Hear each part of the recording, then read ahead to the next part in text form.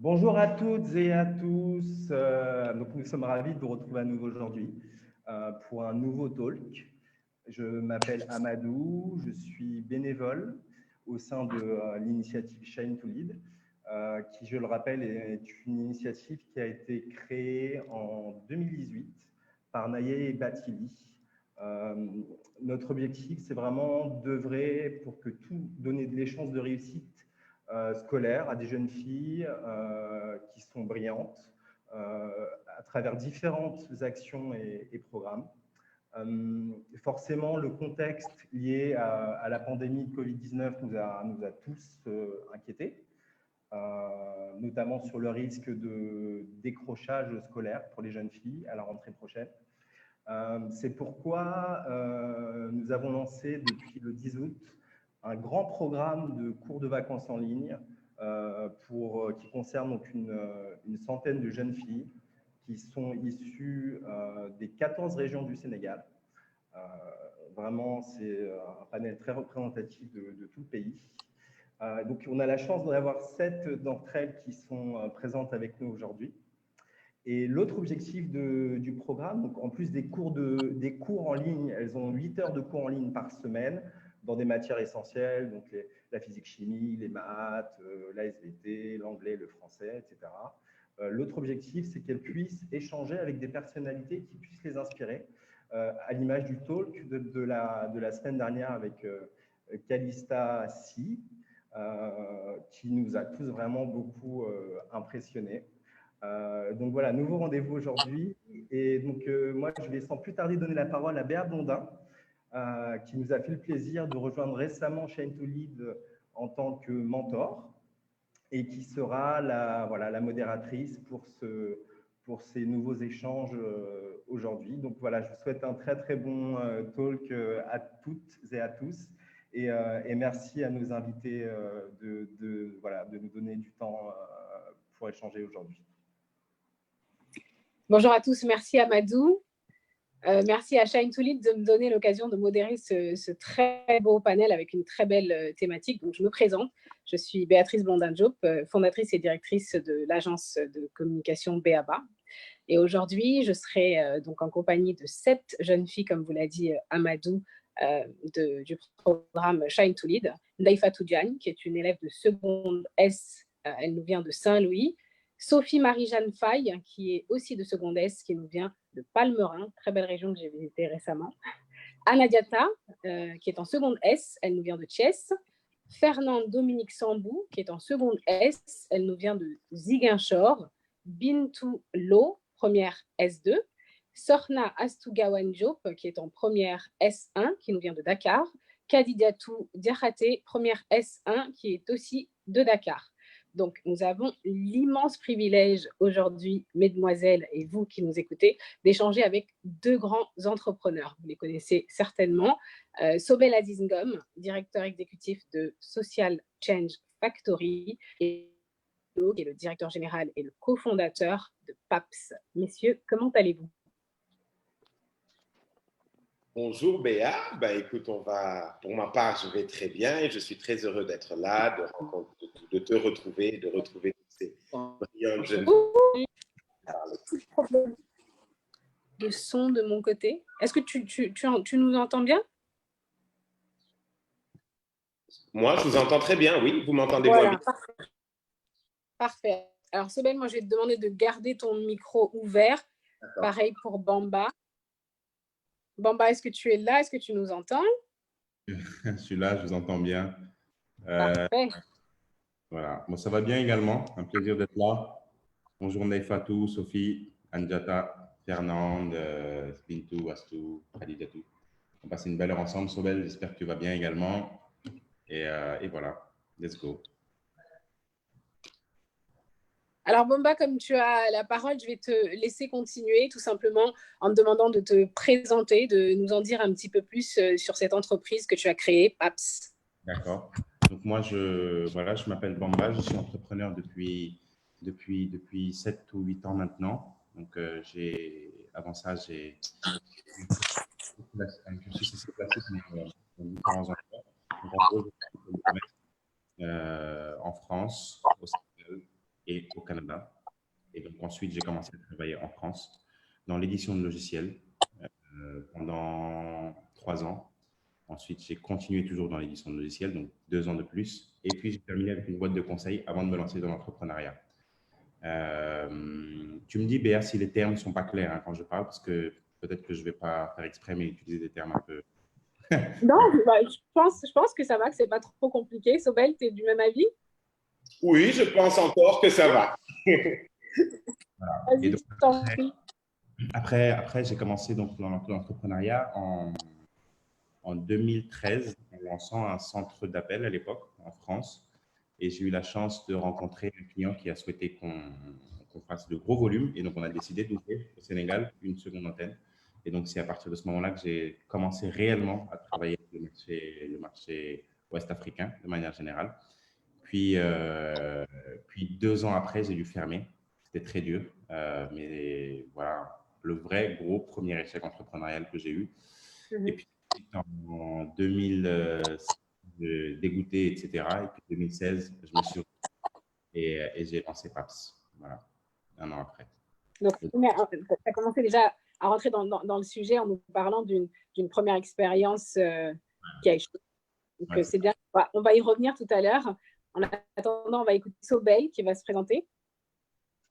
Oui, bonjour, rebonjour à tous. Donc, moi, c'est Sobel. J'ai un parcours, on va dire, 100% sénégalais. J'ai fait mon école primaire, secondaire à Dakar. J'ai fait mes études supérieures à Dakar. Quand j'ai eu le bac, ma grande aspiration, c'était de pouvoir aller faire mes études au Canada. Et j'avais la préinscription et tout ce qu'il fallait pour.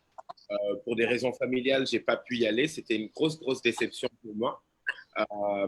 Je me souviens même n'avoir pas été très engagé pour faire une première année d'études au Sénégal. Donc, ma première année après mon bac, ça a été une année assez plate où je me posais encore beaucoup de questions puisque je n'ai pas pu faire ce que je voulais. Et puis, je suis resté et je me suis inscrit à l'école de commerce ici. Et j'ai fait mes études ici, donc une licence en communication. Et j'ai commencé à travailler très tôt, donc d'abord dans une société qui travaille dans la communication numérique, digitale, donc tout ce qui est le site web, les réseaux sociaux, etc. etc. Et puis, j'ai commencé à m'intéresser fortement aux questions de développement liées à l'éducation, à l'apprentissage des jeunes notamment. Et j'en ai fait un peu ma carrière et aujourd'hui, c'est ce que je continue à faire et c'est ce qui me passionne. Et finalement, déception ou échec, je n'ai aucun regret. Très belle phrase, aucun regret. C'est bien, Sobel, que tu aies commencé par nous dire justement que toi, tu es un pur produit sénégalais, si je peux dire comme ça, parce qu'avant de rentrer dans le vif du sujet, j'aimerais parler plus précisément à notre audience qui est plus jeune et leur citer quelques exemples de réussite ici au Sénégal. C'est important. Moi, je veux parler de filles comme Diary Sow, par exemple, que vous devez certainement connaître, mesdemoiselles. Diary Sow, elle a été meilleure élève du Sénégal 2 fois consécutives, en 2019 et en 2020. Elle a obtenu son bac avec mention très bien au lycée d'excellence de Diourbel.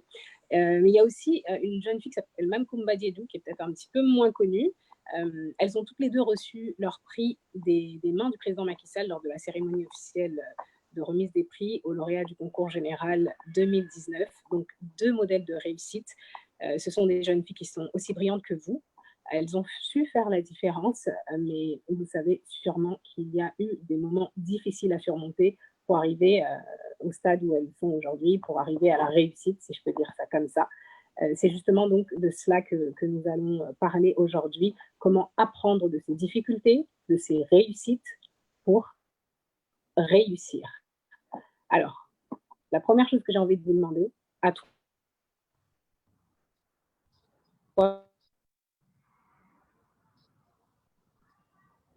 en bas, de l'échec. L'échec est-il cette définition parce que l'échec peut avoir des aspects positifs. Quelle est ta définition de l'échec, Bamba? Je ne sais pas si j'ai encore trouvé la définition de l'échec, mais c'est sûr que j'ai la définition du bonheur, en tout cas, je pense, parce que je pense que je suis heureux, tu vois. Et en quelque sorte, c'est assez lié avec avec cette notion d'échec ou de succès-là. Si je devais, moi, je mettrais cette notion d'échec et de succès dans tout ce qui est lié à l'action réelle, tu vois, vraiment à l'action. Mais par contre, ce sont des choses qui ne nous définissent pas forcément, tu vois. Donc, moi, à mon avis, Tu dis ce sont des choses qui ne nous définissent absolument pas, tu vois. C'est souvent des étapes du succès, souvent des étapes dans lesquelles on a la chance à chaque fois d'y apprendre, de sortir grandi, tu vois. L'une des plus grands enseignements de l'échec, c'est qu'on en sort avec des leçons. Donc, c'est le cas. Elles nous permettent de ne pas répéter les mêmes échecs et justement d'être meilleur juste après, tu vois. Que ce soit dans le sport, que ce soit dans l'entrepreneuriat, que ce soit dans n'importe quel domaine, on se rend compte à chaque fois que l'échec a un truc qui fortifie. Et tu as des exemples, moi j'aime bien prendre des exemples sportifs. Tu as les derniers, bon, ceux qui aiment le foot, hein, moi je suis fan de foot, donc, mais tu vois les championnats d'Europe 2016, où tu as une équipe qui perd en finale et 2 ans après, elle devient championne du monde. Aussi, tu vois, c'est un peu ce que c'est que l'échec. Moi, dans mon cas précis, je crée une première société, celle-ci se passe bien jusqu'à un certain niveau, et ensuite, beaucoup de choses font qu'on ne réussisse pas, et celle qui suit, bah, on peut la créer avec tout ce qu'on n'aurait pas dû faire dans la première, et justement là, on se dit qu'on a plus de chances de réussir. Donc voilà, moi, le succès, vraiment lié à des actions, vraiment lié à de l'apprentissage, de la leçon, et par contre, ce sur quoi je pense qu'on devrait se concentrer, c'est le bonheur, en fait, tu vois. C'est qu'est-ce qui nous rend heureux, qu'est-ce qui nous rend épanouis. Et puis, si c'est lié finalement à l'accomplissement que peut procurer le succès, bon, bah, fine. Si c'est pas ça, c'est pas ça, quoi. Oui, en fait, échouer, ça veut tout simplement dire pour moi qu'on a essayé. Donc, à partir du moment où on essaie, déjà, c'est qu'on a eu assez confiance en soi pour pouvoir faire un premier pas. Et rien que cela, en soi, c'est déjà une réussite. Donc, échouer et ensuite persévérer jusqu'à la fameuse réussite. Moi, je le vois comme ça. C'est pour ça que je me dis que la définition en elle-même devrait peut-être être revue. Bah, moi, je pense à la fin que ceux qui échouent le plus apprennent le plus à la fin de la journée. Et on a mis l'exemple, hein, on a toujours cet exemple qu'on voit sur Internet de Jack Ma, peut-être que certains connaissent Jack Ma, qui dit qu'il a été refusé de KFC, de tous les investisseurs, etc. Et en fait, le gars, il a réussi à se construire au fur et à mesure de ces échecs-là et au fur et à mesure de toutes ces expériences. Donc, il y a des philosophies qui disent que, tu vois… Pour rappeler un peu qui est Jack Ma, pour celles qui ne connaissent pas. Oui, donc c'est le fondateur d'une société qui s'appelle Alibaba, qui est l'un des plus gros e-commerçants au monde. Donc une société chinoise qui, voilà, en 11 ans, 10 ans, a juste explosé. Et voilà, et aujourd'hui inspire beaucoup de monde et beaucoup de sociétés. Donc j'invite aussi les jeunes filles à aller regarder sur YouTube, ce sera pas mal. Il y a plein de choses intéressantes sur lui. Mais à la fin de la journée, en gros, l'idée, c'est de pouvoir avoir la chance de faire un maximum d'erreurs, que ces erreurs-là, bien sûr, ne sont pas fatales et ne changent pas, entre guillemets, l'orientation de notre destin, mais qu'elles nous permettent d'apprendre et de grandir rapidement, quoi. Samuel, est-ce que tu as une anecdote à nous partager qui serait peut-être un échec cuisant dans ta carrière, que ce soit dans ta carrière professionnelle ou peut-être au cours de ton parcours d'étudiant? Mais en fait, j'en ai pas qu'une. Avec du recul, moi, je considère effectivement que j'ai été forgé par l'échec. Oui. Parce que je n'ai jamais été un bon élève, moi. On m'a toujours dit, j'ai toujours été parmi ceux qui étaient derrière. Donc, l'échec, c'est quelque chose avec lequel j'ai grandi. Que ce soit à l'école, que ce soit principalement à l'école, disons que la perception en tout cas que j'en ai eue, c'est que je n'avais pas suffisamment réussi pour que les gens soient contents de moi. Donc, j'avais échoué à les rendre contents de moi. En tout cas, quand l'attente, c'est que les parents soient satisfaits de mes résultats scolaires. Donc, ça, c'est quelque chose que je n'ai pas beaucoup eu. Et effectivement, à un moment donné, l'échec fait qu'on se pose beaucoup plus de questions que le succès. Quand tu as réussi, on applaudit, on passe à autre chose. Mais quand tu as échoué, ou quand tu as le sentiment d'avoir échoué, tu te demandes beaucoup de pourquoi. Et je pense que les pourquoi que tu te poses et les questions que tu arrives et les réponses en tout cas que tu arrives à apporter à ces questions, elle forge. Et comme Bamba l'a dit, finalement, elle rationalise un peu votre bien-être ou votre bonheur. Et je pense que beaucoup de choses sont dans la tête. J'ai décidé moi-même que oui, je n'étais peut-être pas l'élève le plus brillant, mais je n'étais pas pour autant un échec. Parce que j'avais d'autres qualités, j'avais d'autres compétences, j'avais d'autres intérêts, etc. Et que c'était peut-être ça qu'il fallait développer. Donc l'échec, elle est aussi dans la perception de dans ce que la société projette en nous. Si nos parents ou nos amis ou nos conjoints de nous qu'on fasse X ou Y chose. Je suis désolée pour demander à Sophie Marie de couper son micro. Voilà. Donc je disais, si l'échec aussi il est beaucoup lié à comment les gens nous voient.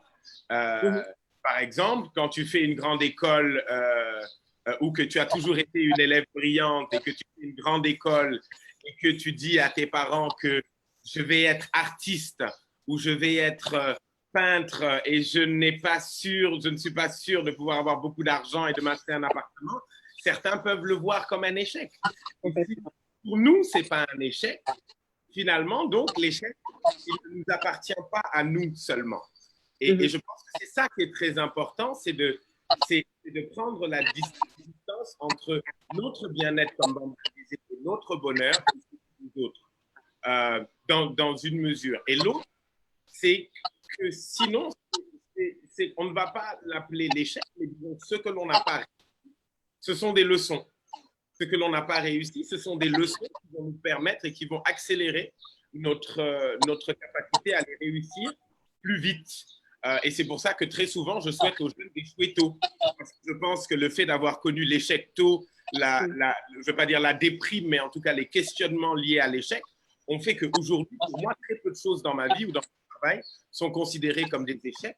Et les choses que je ne réussis pas ne sont pas des ralentisseurs, au contraire. On se pose la question de qu'est-ce qu'on a appris et ce qu'on a appris vont nous permettre de les réussir plus vite. Donc, finalement, échouer est une bonne chose. Et puis finalement, j'ai envie de dire, l'échec, ça fait partie du processus de la réussite, si je rentre dans ton raisonnement. Pardon, excuse-moi. L'échec fait partie du processus de la réussite. C'est comme un élément qui est indiscutable. L'échec fait partie du processus de la réussite, bien sûr. Voilà, moi, j'ai créé mon premier poulailler, j'avais 22 ans, à Tchadiaï, dans mon village. L'idée pour moi, c'était de commencer à gagner de l'argent et donc emprunter de l'argent à quelques de mes parents.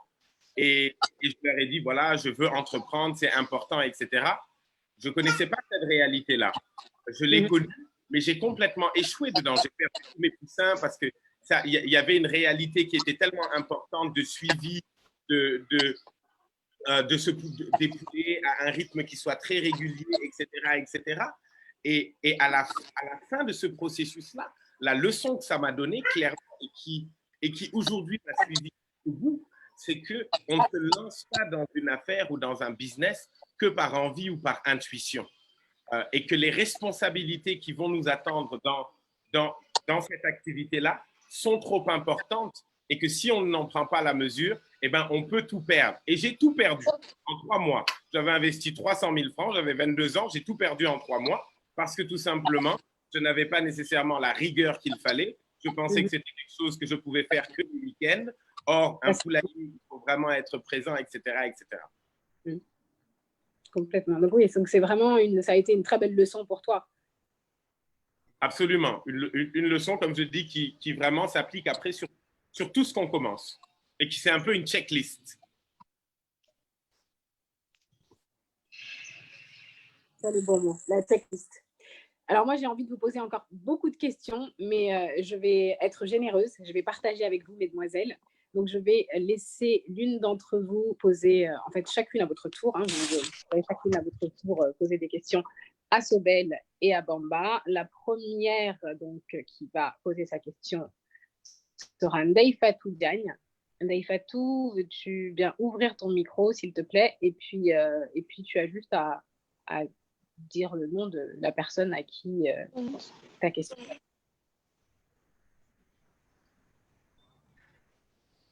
Ndeye Fatou. Bon, si Ndeye Fatou n'est pas prête, on va demander à Sophie Marie-Jeanne Faye. Bonjour. Voilà. Oui, oui. Bonjour Sophie. Merci Madame Béa de m'avoir donné la parole. Je m'appelle Ndeye Fatou, élève en classe de seconde S, viens de la région de Saint-Louis. J'avais une question à savoir comment évaluez-vous votre réussite? À quel moment vous vous êtes dit que vous avez réussi? Voilà, merci. Alors, qui veut répondre? Sobel, Bamba? Je vais laisser Bamba commencer parce que j'ai vu son sourire commencer à se développer. Donc, je sais qu'il veut dire quelque chose et je pense qu'on le partage. Ouais, super question. En fait, bon, en tout cas, pour ma part, je n'ai pas encore, je ne suis pas encore arrivé à ce stade-là d'apprécier, ou en tout cas d'évaluer une réussite. Pour plusieurs raisons, en fait. Et ça recoupe un peu avec ce que disait Sobel tout à l'heure. Il nous expliquait que la réussite, c'est souvent le reflet, en fait, de la manière dont les gens vont nous percevoir ou la manière dont les gens vont nous regarder, etc. Mais aussi l'image qu'on se crée. Parce que dans cette histoire entrepreneuriale, il y a aussi un travail aussi de branding qu'on fait pour se créer un personnage autour de tout ça, en fait. Hein, et c'est le jeu. Mais en quelque sorte, ce qui m'a rentré dans l'entrepreneuriat, moi, c'est à la fois des opportunités donc, qui étaient là, donc il fallait saisir parce qu'on est sur un secteur d'activité qui comprend beaucoup d'informels, sur lesquels on a beaucoup de choses à améliorer, sur lesquels la facture est une innovation majeure. Et de l'autre côté, rentrant dans ce secteur d'activité-là, tu te rends compte que tu crées de l'emploi, que tu crées des vocations et qu'il y a un aspect social qui n'était pas forcément pris en compte au départ et qui commence à se sentir de plus en plus. Aujourd'hui, moi, sur les 2 dernières années, on passe de 15 papseurs à 300 papseurs. Donc, ça fait beaucoup, beaucoup de monde. Mais ce qui est intéressant dans ça, c'est de voir ces gens évoluer. Donc, et je pense que ce qui me rend heureux, en tout cas, encore une fois, pour vraiment faire la différence entre moi, ce que je ressens, mes objectifs personnels, mes aspirations. Finalement, c'est ça que j'ai envie d'assouvir, ce sont mes aspirations. C'est de voir que je m'assois avec un papseur qui gagnait 75 000 et qui gagne aujourd'hui 400 000 et qui est aujourd'hui hyper content et qui est aujourd'hui hyper fier de lui et qui se sent utile, qui se sent en confiance. Et pour moi, ça fait partie des choses qui me font plaisir et je considère ça comme une certaine réussite. Par contre, tant que je n'ai pas réussi à le faire avec 1000, 2000, 3000, 4000 personnes, on est loin de la réussite aujourd'hui. Et en fait, moi, j'ai peu le temps d'apprécier le retour extérieur et d'apprécier les petites victoires, bien qu'elles soient importantes, qui arrivent tous les jours. Donc, à mon avis, l'idée, ce qui me permettra de pouvoir répondre à cette question et de dire oui, là, je pense que j'ai réussi, peut-être pouvoir atteindre tous mes objectifs, en fait. C'est ça. Donc, peut-être que la première étape, elle est de définir très clairement quels sont ses objectifs, qu'est-ce qu'on veut achieve dans la vie. Une fois qu'on sait tout ça, bon, bah, là, step by step, réussir à y arriver. Et à partir de ce moment, peut-être que ça arrivera. En tout cas, pour le moment, je n'ai pas encore atteint ce degré-là. Merci, Ndeye Fatou. Ndeye Fatou, moi, je vais compléter un peu ce que Bamba a dit. Déjà, je partage effectivement ce qu'il a dit. Et puis, je pense aussi que… Pardon? Sobel? Oui? Tu m'entends? Oui, je t'entends.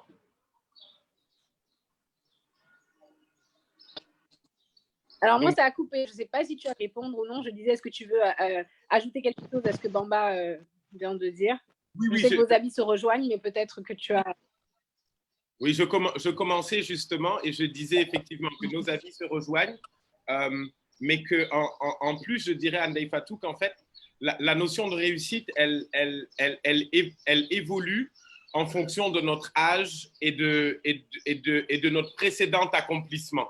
Parce que nos objectifs se redéfinissent. Je pense qu'il y a une chose, si je regarde bon, voilà, on va dire qu'on est encore jeune et vous êtes encore plus jeune. Mais je pense pour moi qu'un élément, là où je suis heureux et je considère qu'un aspect a été réussi, c'est que je fais ce que j'aime dans la vie. Et ça, je pense que c'est très important pour moi. Et je pense que tout le monde n'a pas la chance et l'opportunité de faire ce qu'il veut faire. Et je pense qu'un des premiers pas vers sa réussite, comme Bamba l'a dit, c'est il n'y a pas une réussite en soi. Chacun a sa réussite en fonction de ce que chacun souhaite ou désire par rapport à sa propre vie. Et donc, on peut dire qu'on est heureux ou on a accompli quelque chose quand on a atteint cet objectif. Et moi, je veux dire que celui que j'ai atteint, c'est celui de travailler dans un domaine que j'aime et qui, tous les matins, me motive à me lever, etc. Mais dans ce domaine-là, il y a plein de choses que je n'ai pas encore réussies et qui vont peut-être être réussies progressivement.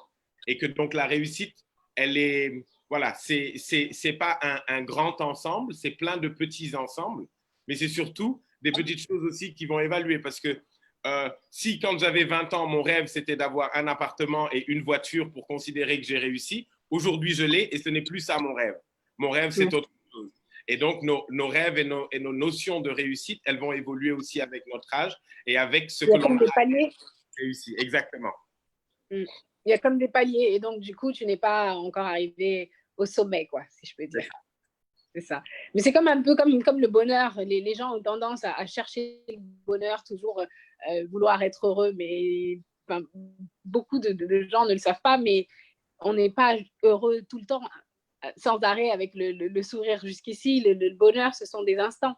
Donc après, c'est des instants qu'on crée, des instants qu'on vit, et puis il y en a plusieurs dans la journée, plusieurs dans la vie, mais c'est pas un moment qui dure et qui s'arrête pas, quoi. C'est entrecoupé. Donc voilà, c'est un petit peu pour moi la même chose. Donc maintenant, on va passer à Sophie Marie-Jeanne, qui s'impatiente, comme je la vois. À qui s'adresse la question, Sophie Marie-Jeanne? Bonjour. Bonjour. Moi, je m'appelle Sophie Marie-Jeanne Faye. Oui. J'habite à Palmarin, qui se situe dans la région de Paris. Je fais la classe de la zone S. J'étudie au lycée de Palmarin-Fakan. Ma question est la suite. Qu'est-ce qui fait la différence entre les entrepreneurs qui réussissent et les autres? Merci. Wow. Question très difficile, messieurs. Accrochez-vous. On vous a dit, elles sont brillantes. Effectivement, il n'y a plus de doute. Alors, moi, je dirais peut-être la résilience. La résilience, c'est la capacité pour un entrepreneur à pouvoir justement affronter toutes les difficultés et les contraintes qui vont se présenter à lui et qui vont pouvoir lui faire croire qu'en fait, ça ne va pas marcher. Mais que cet entrepreneur puisse résister et se dire, même si ça a été difficile, ça ne veut pas dire que ça ne va pas marcher, ça veut dire que je dois peut-être le faire différemment et essayer de le faire différemment. Et je pense que la différence, une grande différence en tout cas, c'est vraiment dans cet esprit qui est résilient et qui se dit, rien n'est jamais un échec total ou rien n'est jamais perdu, mais chaque chose doit être un combat et il faut le mener jusqu'au bout et se donner les moyens pour le faire. Et je pense effectivement que beaucoup d'entrepreneurs abandonnent parce que c'est difficile et ils ont souvent des raisons qui sont valables d'abandonner. D'autres n'abandonnent pas parce qu'ils y croient profondément et savent que ce qui les empêche d'avancer, c'est peut-être des contraintes techniques, un mauvais moment ou un mauvais endroit, mais qu'en s'ajustant, ils vont vraiment réussir à obtenir ce qu'ils veulent. Voilà, et je vais peut-être laisser Bamba peut-être compléter ça. Oui, c'est totalement ça, hein. Je pense que Sobel l'a bien résumé, la résilience. À mon avis, c'est l'un des points les plus importants. Et en fait, je trouve même que la résilience crée une certaine créativité dans les entrepreneurs, en fait, et la dévoile à un moment donné. Parce que se rendre compte que je veux créer tel produit, que ça ne marche pas, et je vais le modifier et l'adapter à d'autres personnes ou ajouter d'autres spécificités, rien que ça, c'est avoir une certaine créativité dans la résilience, hein. Le tout n'est pas effectivement d'endurer, mais il est de patienter, d'analyser, de réajuster. Et c'est ça qui nous fait avancer. J'ajouterais aussi que le bon entrepreneur, selon moi, c'est celui qui est capable d'avoir les meilleurs autour de lui.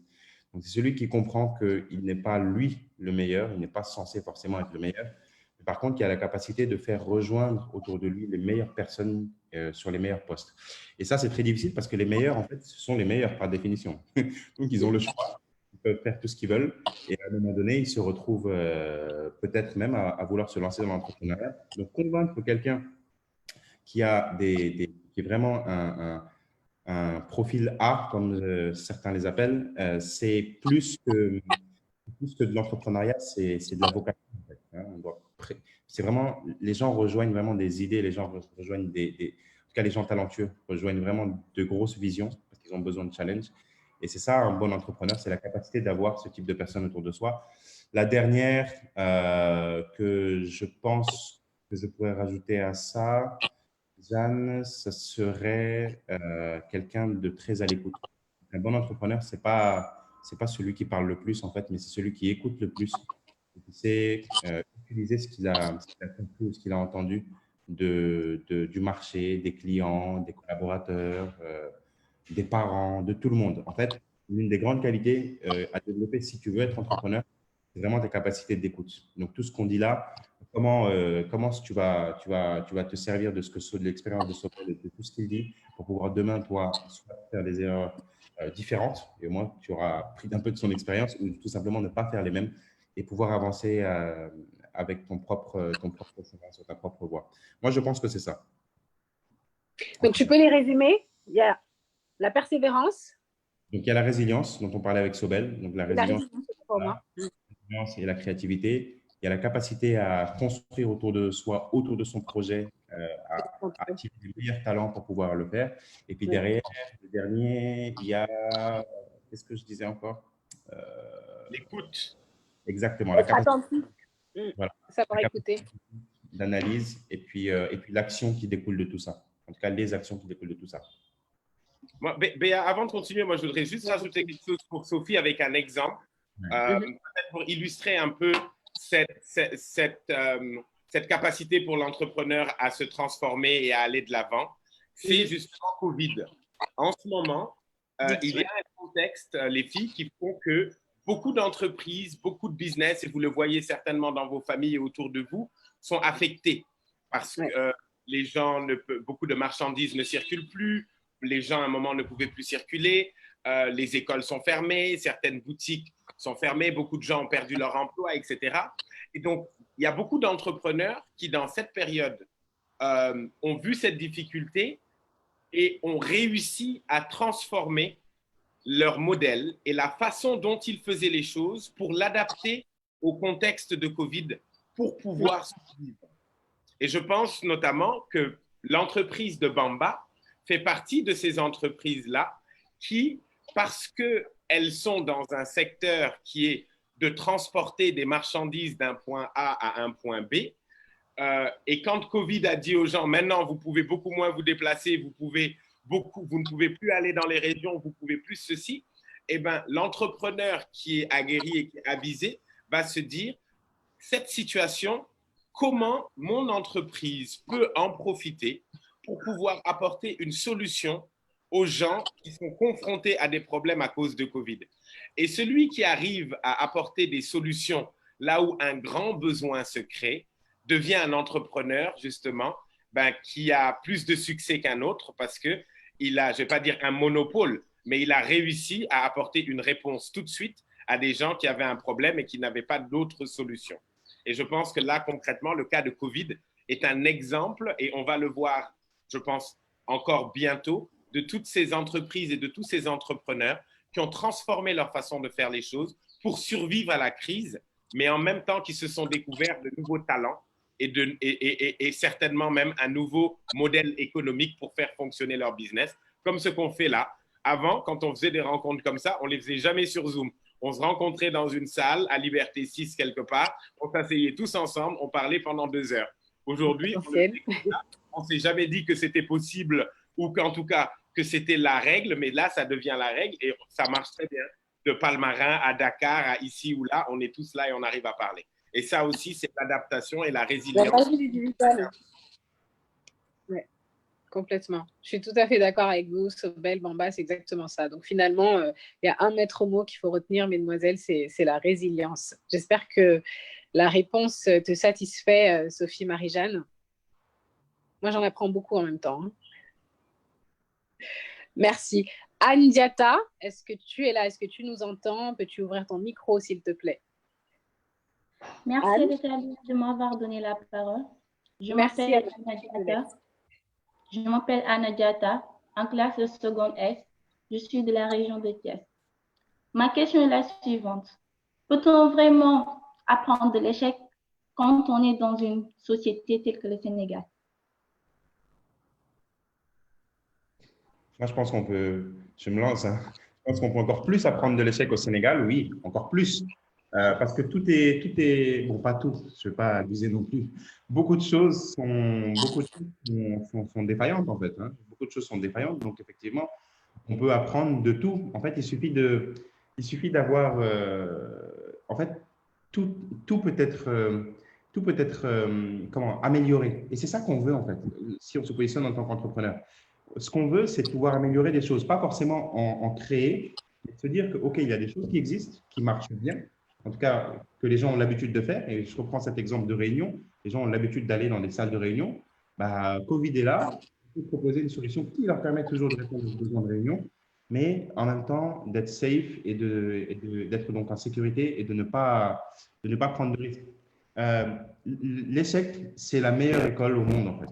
Et la preuve de ça, c'est que tu le verras au fur et à mesure de ta carrière, de ton évolution. Mais pour des gens comme moi, comme nous, les premières expériences professionnelles sont souvent là où on apprend tout au final. Parce que tout ce qu'on a pu apprendre à l'école, toute cette théorie, elle est excellente, mais au Sénégal, elle n'est pas forcément beaucoup accompagnée de pratique. Le problème qui se pose, c'est qu'on a des gens qui en connaissent beaucoup théoriquement, mais qui finalement ne savent pas faire. Et ce dont on a besoin dans la vie, en entreprise, dans la communauté, c'est des gens qui sachent faire les choses. Le meilleur moyen d'apprendre à faire quelque chose, c'est de mal le faire. Parce que le next step, c'est de finalement réussir à le faire un petit peu mieux et un petit peu mieux et un petit peu mieux. Et voilà, de pouvoir corriger au fur et à mesure et d'arriver à un niveau qu'on espère tous, en tout cas selon nos aspirations, d'expertise, etc. Mais ça commence toujours par des choses moins bien faites ou par des échecs, en tout cas par de l'apprentissage qui est en fait un espèce de test. En gros, moi, comment je vois ça, c'est que il faudrait voir tout ce qu'on peut expérimenter comme une phase de test et de se dire que bah, c'est déjà perdu par définition parce que c'est du test, on teste ça. Et à partir du moment où on n'est plus dans l'expérimentation, là se dire que oui, on est dans une phase d'expertise et puis là, voilà, tu peux clairement avancer sans avoir peur de l'échec puisque tu as pratiqué 1, 2, 3, 4, 100 fois les mêmes choses avant de pouvoir l'exercer ou en tout cas avant de pouvoir les proposer à des gens. Il faudrait qu'Anna Diata puisse venir faire un stage chez toi, Bamba. Ouais, je pense que ça, c'est une belle expérience. Moi, Anna, je te dirais, effectivement, comme Bamba, on est dans un pays où il y a tout à améliorer, comme dans beaucoup de pays. Et là où il y a tout à améliorer, ça veut dire qu'il y a eu beaucoup de choses qui n'ont pas été bien réussies. Et ce qui n'a pas été bien réussi, certains appellent ça des échecs, d'autres appellent ça des choses pas bien réussies. Et donc, au Sénégal, encore plus, on peut apprendre des leçons de l'échec. Mais je pense qu'il y a deux sentiments chez nous-mêmes, donc chez toi, Anna, et chez chacune et chacun d'entre vous, qu'il va falloir essayer de dominer parce que ces sentiments ne sont pas liés qu'à nous. Ils sont aussi liés à la société, à l'environnement, à la famille, etc., dans laquelle on vit. C'est la peur, d'une part, avant de faire quelque chose. La peur, il faut la dominer parce qu'il ne faut pas avoir peur justement de tester et de ne pas réussir, comme Bamba l'a dit, ou d'échouer. Parce qu'il faut se dire justement qu'il n'y a pas d'échec. D'abord, avant de tester, l'option de l'échec n'existe pas. Il faut se dire que quand je teste, soit je vais réussir, soit je vais apprendre. D'accord ? Et la deuxième chose, c'est la honte. Parce que chez nous, on est très, très, très rapidement engagé dans etc. Et de se dire, si je teste, après que j'échoue, les gens vont me regarder comme ça, ils vont me ceci, cela. Donc, attends, pour ne pas avoir ça, autant que je ne marche pas. Et ce sentiment de se dire, peut-être que je ne réussis pas, je vais avoir honte. Beaucoup de gens sont freinés par ça parce qu'on est dans une société aussi où le regard des autres est très important. Même s'il n'est pas pour nous, il va l'être pour notre famille, pour notre maman ou pour notre papa. Et ça, c'est quelque chose on grandit avec. Et à votre âge, etc., parce que vous êtes grande maintenant, vous allez aller à l'université travailler, c'est quelque chose qu'il va falloir apprendre à dominer un petit peu, justement pour vous enlever tous ces filtres qui peuvent vous ralentir dans le fait de tester. Parce que comme Bamba l'a dit, tester, il faut tout tester en fait pour savoir si ça marche ou ça ne marche pas. Mais qu'est-ce qu'il faut alors du coup pour pouvoir se défaire de tout cela et y aller et tester? C'est quoi? C'est du courage? Qu'est-ce qu'il leur faut pour justement arriver à cela, à se laisser la chance de tester, d'échouer peut-être, de réussir ou d'échouer, persévérer pour finalement réussir? Je dirais peut-être qu'il leur faut beaucoup de confiance en elles, mais je pense que c'est des jeunes filles qui doivent avoir en tout cas confiance en elles parce que bon, elles ont prouvé en tout cas qu'elles étaient brillantes, qu'elles étaient talentueuses, etc. Je pense que la confiance en soi va être un socle sur lequel toute votre vie, qu'elle soit entrepreneuriale ou professionnelle, elle va reposer sur votre confiance en vous-même. Et donc, votre confiance en vous-même, ce n'est pas seulement sur votre intelligence, c'est aussi sur le sentiment de vos capacités et vos convictions par rapport à la vie. Si vous pensez, vous, que vous avez envie d'être, l'une d'entre vous a envie d'être avocate, mais que le chemin pour être avocate est un chemin difficile et qui sera rempli de contraintes, mais vous avez confiance en vous et que vous savez que, quelles que soient les contraintes qui vont se poser devant vous, vous avez une force intérieure qui va vous permettre de vous battre pour y aller, et bien c'est comme ça que tout le monde dépasse en fait toutes les contraintes. C'est la volonté, la confiance, la conviction. Et des fois, elle demande de défier des autres ou bien de discuter avec les parents et de leur dire vraiment, voilà, parce qu'ils ne sont pas d'accord avec notre choix de base, mais vraiment de l'expliquer davantage, de venir avec beaucoup de conviction. Parce que c'est ce qui existe dans notre pays. Il ne faut pas se voiler la face. Je n'appelle pas ça, ce n'est pas un appel à l'indiscipline, mais c'est que on est des générations où les mentalités et les opportunités changent très vite. Et du coup, ce que nos parents voient pour nous et ce que nous, on voit pour nous, ça peut être très différent. Et c'est très important de pouvoir savoir cultiver, en tout cas, un dialogue, soit avec ses parents, soit avec… On a toujours quelqu'un dans notre famille qui est avec nous. Si ce n'est pas les parents, ça va être un oncle ou une sœur ou un frère, etc., qui nous comprend mieux que les autres et qui doit être un allié pour pouvoir nous faciliter le chemin. Parce que c'est très difficile. C'est un facilitateur, justement, c'est bien ça. Parce que c'est très, très difficile pour un jeune, même s'il a raison de ses convictions, d'aller à contresens de ses parents. Et souvent, beaucoup renoncent à leurs rêves ou à leur ambition ou à leur motivation parce qu'ils ne veulent pas défier leurs parents. Et ça se comprend. Oui. Donc, après, l'environnement socio-culturel, et ça aussi, c'est un poids qui est assez lourd. Mais bon, il est possible de faire avec. Alors, on va écouter maintenant Fernande Dominique Sambou. Oui, bonjour, merci Fernande. Tata pour la question. Bonjour. Merci pour cette question. Merci à toi. Merci pour l'opportunité déjà d'abord. Bon, ma question est suivante. En tant qu'entrepreneur, pourquoi devons-nous apprendre de l'échec et en quoi et comment les échecs peuvent nous aider à nous améliorer et à avancer dans nos vies? Merci. Alors, qui répond? Merci. Comment ça peut nous aider à avancer dans nos vies? Bamba? Ça rejoint un peu la question qu'on a eue là, il y a deux questions. Ça peut nous aider à avancer dans notre vie pour nous permettre de ne pas faire les mêmes erreurs en résumé. Et pour faire vraiment simple, c'est il faut, lorsqu'on dit qu'il faut faire le maximum d'erreurs possibles, c'est pour ne pas les refaire. À un moment donné, une erreur, ça doit nous permettre d'avoir appris quelque chose et d'avoir grandi. Les erreurs, on les traverse pour grandir de ces erreurs-là. Donc, on prend ces leçons-là et on devient meilleur. Donc, c'est dans ce sens où l'erreur est positive dans un cursus ou dans une carrière. Effectivement, il y a des côtés difficiles dans l'exemple un peu qui est difficile à vivre lorsqu'on est jeune au collège ou au lycée, c'est le redoublement. C'est toujours mal vu, c'est les mauvais élèves, etc. Bon, c'est pas forcément amené de la manière dont on vous parle de l'échec aujourd'hui, parce que nous, ce qu'on vous dit, c'est que l'échec, c'est bien, donc de faire des erreurs, c'est génial, etc. Évidemment, ce qui est perçu, c'est que c'est quelque chose de pas bien, vraiment de la perception. C'est quelque chose de pas bien jusqu'à ce qu'on en fasse quelque chose de bien, en fait. Ce qu'on veut à partir du redoublement, c'est d'apprendre mieux, d'avoir de meilleures notes, d'avoir plus de chances de réussir. Et en fait, quand on parle d'échec, l'échec en tant que tel n'est pas vraiment ce qui est important.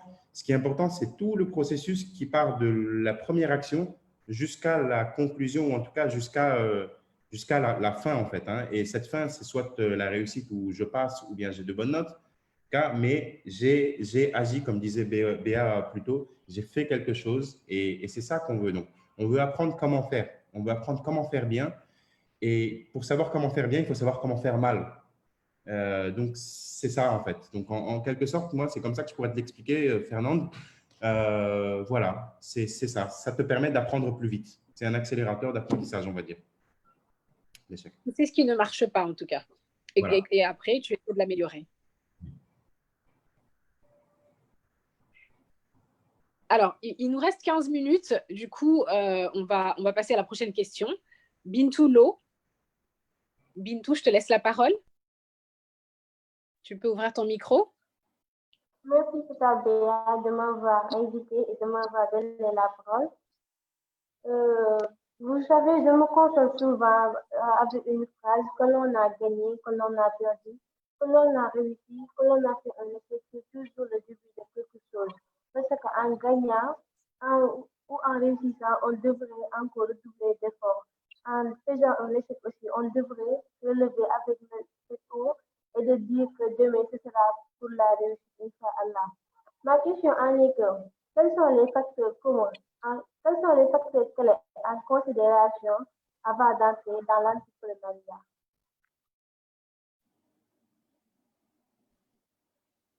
Les facteurs clés, messieurs. Le risque, je dirais. Le risque. Je pense que la première chose de l'entrepreneuriat, c'est que la première différence, en tout cas dans le monde qu'on connaît, entre un entrepreneur et un travailleur, c'est que le travailleur a la certitude qu'à la fin du mois, il va avoir le salaire qu'il s'est entendu d'avoir. L'entrepreneur ne l'a pas. Ça, c'est la première. Et accepter de vivre avec ce risque-là, de se dire qu'il est possible qu'à la fin du mois, je ne puisse pas payer l'école de mes enfants, que je ne puisse pas payer le loyer de la maison, que je ne puisse pas payer à manger. Mais c'est un risque que je veux prendre parce que ça, c'est le pire qui peut m'arriver. Maintenant, le meilleur, ce serait que je puisse faire tout ça et qu'en plus, je puisse réaliser d'autres choses. Donc, je pense que ce que beaucoup d'entrepreneurs ont en commun et c'est cette, je ne vais pas dire cet amour du risque parce que ce serait quand même, je pense que ce n'est pas la première motivation, mais cette capacité à pouvoir gérer le risque et à savoir le prendre quand il faut parce que c'est lui qui permet de grandir quelque part. Bamba? Oui, non, c'est ça, c'est le risque. Je pense que ça revient aussi à ces sujets, les facteurs clés à prendre en compte pour un entrepreneur, à ces sujets dont on parlait tout à l'heure, avec la résilience, avec la capacité d'entraîner les gens, avec la capacité d'écoute. Oui, la prise de risque, ça va effectivement avec le courage. Je pense que l'entrepreneur, en tout cas le bon entrepreneur aussi, il y a quelque chose qu'on dit forcément moins, Sobel, mais il est quand même plus difficile d'apprendre pour un entrepreneur que quelqu'un d'autre, en quelque sorte, parce que l'entrepreneur, en fait, à un moment donné, il est là pour boucher tous les trous de son organisation. Donc, un peu généraliste et donc pas forcément expert, mais vraiment plutôt généraliste. Et du coup, le problème qui se pose, c'est que les mêmes trajectoires qu'on aurait pu avoir en entreprise où on aurait appris auprès de coachs, de managers, etc., aujourd'hui, c'est de l'auto-apprentissage en quelque sorte. Tu payes ton apprentissage ou tu le cherches ton apprentissage, mais en tout cas, il y a un effort bien supplémentaire qu'il faut faire. Et il est nécessaire parce que la vie d'une entreprise, elle évolue. Une entreprise de 1 à 3 employés, une entreprise de 10 à 20 employés, c'est totalement différent.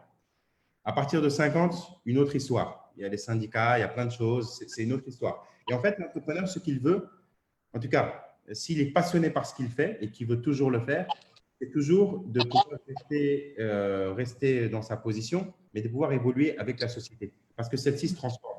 Et l'équipe de départ, en tout cas de management, n'est pas forcément l'équipe d'arrivée. L'entreprise a besoin des meilleures compétences au meilleur moment.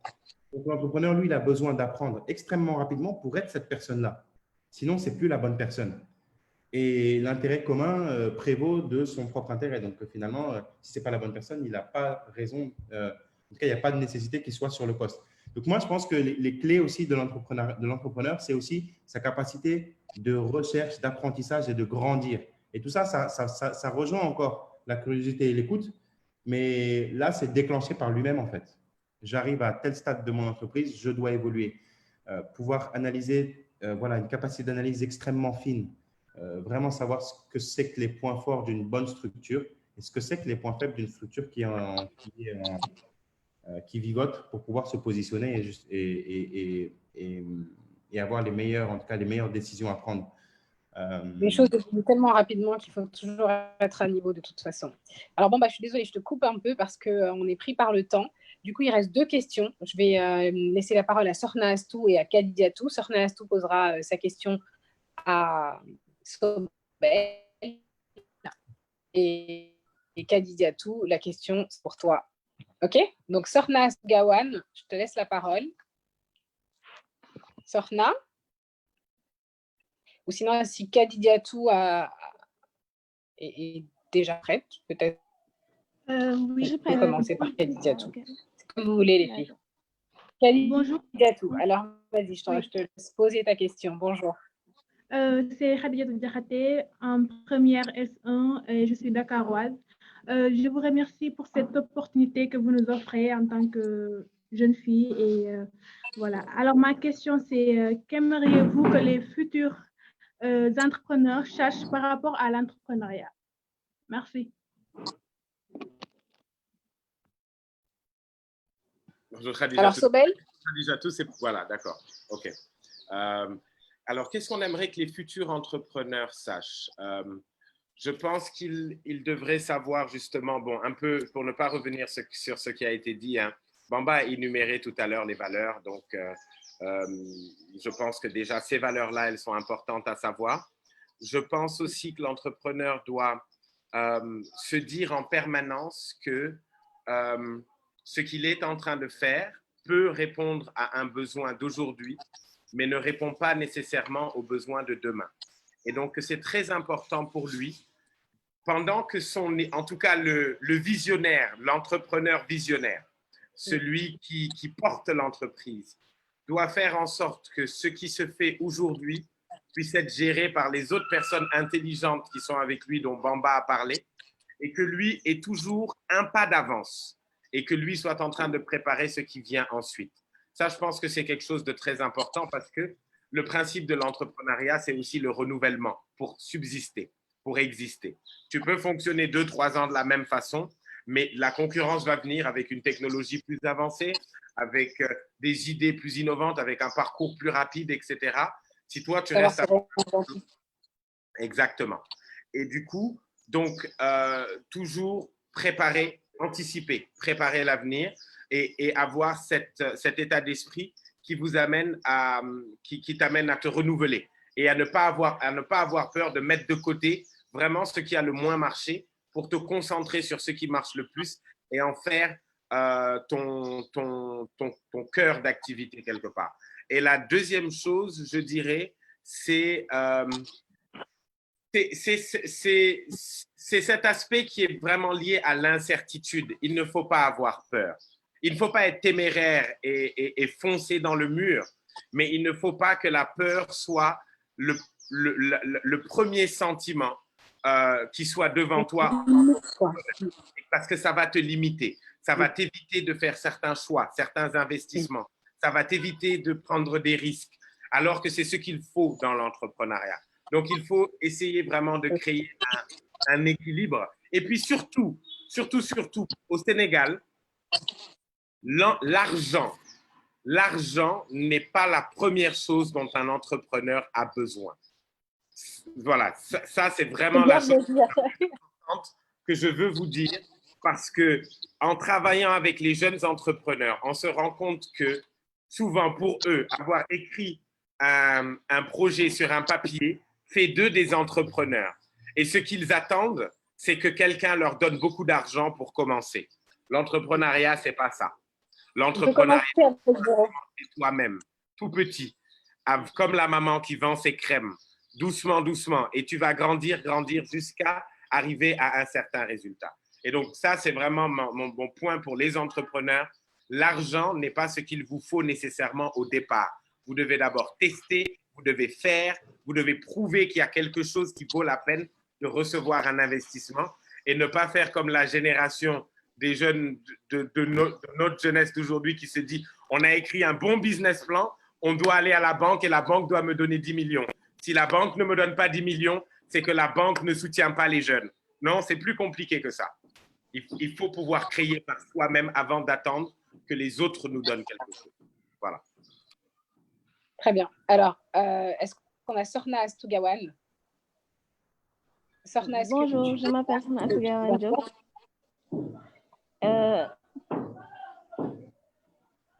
Alors, je voulais vous demander, j'entends toujours ces mots revenir, la vision, la passion et la persévérance dans le discours des entrepreneurs. Alors, je me demandais si ces dernières sont les clés de la réussite ou pour faire face aux échecs dans le milieu entrepreneurial. Parce qu'on a répondu un petit peu à cette question, mais peut-être qu'on peut apporter un complément de réponse, messieurs. Je dirais oui. Je dirais oui. Répondre, oui. Non, c'est ça exactement. C'est ce qu'il faut pour pouvoir réussir. Il faut de la chance. On ne le dit pas assez, mais il faut de la chance, il faut de l'expérience. Il faut savoir ce dont on parle. Donc, il faut de l'expertise aussi. On parle sur la théorie que oui, on a déjà cette expertise, c'est pour ça qu'on veut se lancer. Mais c'est bien de le répéter également. On ne lance pas un business juste parce que c'est une bonne idée ou parce qu'on est sûr qu'on fera de l'argent. Non. On est passionné par ce qu'on veut faire. On sait qu'on peut apporter de la valeur sur ce secteur d'activité ou sur ce domaine-là. Et voilà. Et en y ajoutant la résilience et tout ce que tu viens d'expliquer, je pense que oui, ça fait un cocktail qui peut amener à la réussite. Merci beaucoup. Merci en tout cas pour mesdemoiselles, pour vos contributions, messieurs. Ce talk était très inspirant. Donc, le nom du talk est bien choisi. Je vais vous demander juste, avant de quitter la réunion, Sobel et Bamba, peut-être d'adresser quelques mots aux lauréates du programme Shine to Lead, brièvement, et puis on pourra se quitter sur ces mots-là. Sobel, je te... Oui, d'abord, mesdemoiselles, vous féliciter d'être si brillantes. Ça, c'est déjà un point. De vous dire que parce que vous êtes brillante, du coup, votre société aura beaucoup d'attentes sur vous, parce que vous savez qu'on est dans une société qui a beaucoup de défis et qu'on a besoin que les jeunes prennent les choses en main. Et vu que vous faites partie du top de l'élite des jeunes, ça veut dire que autant on a des ambitions pour vos réussites personnelles, que je vous souhaite sincèrement, autant je souhaite aussi que vous puissiez rejoindre ces fronts qui essayent d'améliorer la vie des Sénégalais et des choses au Sénégal. Et je vous souhaite bonne chance dans ce parcours-là. Et je me tiendrai aussi disponible, je le dis pour Shine to Lead, à tout moment. En tout cas, si certaines d'entre vous sont intéressées par des choses qui sont liées à mon secteur ou mon expertise, à les accompagner. Moi, je viens d'une famille de femmes où les femmes ont toujours géré, elles ont toujours été brillantes. Et donc, je crois profondément en la capacité des filles et des femmes à faire des choses. Et je suis prêt à l'encourager. Dans ma société, mon management, c'est des femmes. Donc, je pense que voilà, en plus, vous arrivez à un moment où beaucoup de combats ont déjà été menés pour vous au Sénégal. Vous en avez encore, mais beaucoup ont déjà été menés et vous êtes la génération peut-être qui pourra profiter le plus de tous les combats qui ont été menés par les femmes avant vous. Donc, j'espère que vous en profiterez bien pour vous-même et pour vos pairs et pour les générations à venir. Voilà. Merci. Merci Bamba, quelques mots? Merci Shine to Lead déjà pour l'accueil et à toutes les filles qui ont été là pour l'accueil et les belles questions. Ça a bien animé le débat. On a beaucoup appris. Moi, j'ai beaucoup appris auprès de vous tous. J'encourage tout le monde à continuer. Vous avez réussi à cette première étape. Donc là, vous avez vraiment la réussite finalement à travers Shine to Lead. Moi, je vous encourage à continuer comme ça, à savoir que vous avez créé autour de vous aussi un réseau dont on fait partie. Et ce réseau-là, c'est quelque chose qui doit être alimenté, qui doit être soutenu. Donc, on est aussi présent là pour vous aider. Si jamais vous avez besoin de stages ou d'autres choses à Dakar, donc moi, ce sera avec plaisir que je vous recevrai. Et puis, le dernier point, croyez en vous, suivez vos passions, éduquez également vous aussi à votre tour, votre environnement. Donc, vos petits frères, vos petites sœurs, vos cousins, vos cousines, sur les choses qui vous passionnent et sur les choses qui vous semblent être importantes pour la société ou pour la société que vous voulez voir demain. Et puis, voilà. Merci beaucoup, Sobel. Merci, Béa. Merci Béa, merci Bamba, c'était un plaisir de vous retrouver. Merci Bamba, merci Sobel, merci Demoiselle. J'ai passé un agréable moment à vos côtés. Vous qui nous avez suivis en live sur Facebook, j'espère qu'aussi. Si vous souhaitez rejoindre le programme de mentorat de Shine to Lead, vous avez toutes les informations sur la page Facebook.